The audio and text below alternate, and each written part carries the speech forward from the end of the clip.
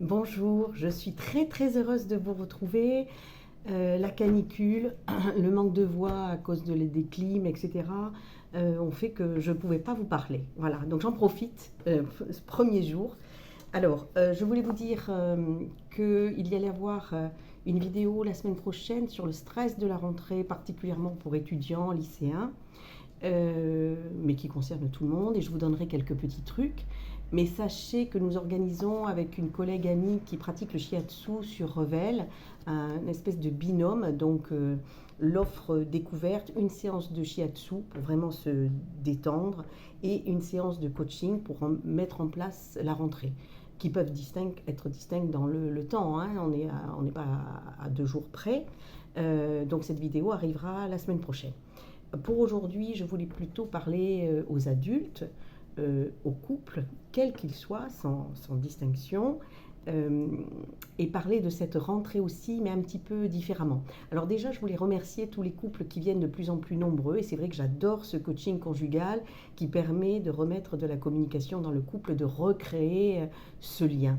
Simplement le fait qu'une personne extérieure au couple reverbalise ce que dit l'un par rapport à l'autre et qui fait que la seconde personne présente va se sentir moins agressée, moins blessée, parce que je reformule, c'est mon travail, et on apprend à recommuniquer. Le but, c'est que vous arriviez tout seul, bien sûr.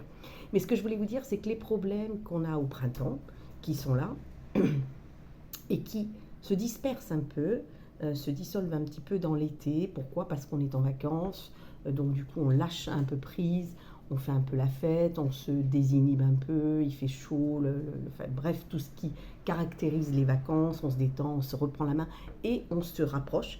On se rapproche physiquement, je dirais presque naturellement, sans se poser de questions, on met tout dans un placard et on verra plus tard. Et bien on y est plus tard. Voilà. Et donc, ce que je voulais vous dire, c'est que finalement, ce qui s'est passé dans l'été et qui peut aider, parce que tout ce qui rapproche un couple et l'intimité en fait partie, il faut arrêter de croire que ce n'est pas important. Ça l'est, peut avoir aidé un couple un petit peu à se retrouver, mais les problèmes vont ressurgir. Donc, profitez de ce moment pour discuter ensemble.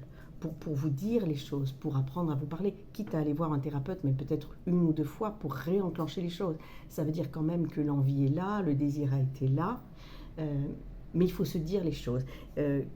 Qui n'a pas gardé pour soi des désirs enfouis, des élans, des projets, des fantasmes, et éventuellement des rancœurs parce qu'il s'est passé quelque chose il y a des années et que ça a créé une petite fêlure dans le couple. Il faut se le dire, il faut se dire les choses et ne pas attendre que ça abîme de trop cette complicité qui existe. Et c'est important parce que s'il y en a un qui se sent frustré, le couple est en danger. Et si l'autre apprend que l'un est frustré, en particulier dans l'intimité, ça veut dire finalement je ne lui suffis pas, ce que je lui apporte ne lui va pas, la personne se sent en danger, agressée, et donc c'est très dangereux aussi. Donc le couple, c'est du travail en fait, s'intéresser tout le temps à l'autre, à ce qu'il fait, à sa vie, essayer de résoudre les problèmes ensemble et de continuer la route. Et bien, en fait, je trouve que c'est un projet drôlement intéressant pour une rentrée. Voilà, donc je vous souhaite bon courage, bonne journée et bonne rentrée. Et puis la semaine prochaine, les plus jeunes. Au revoir.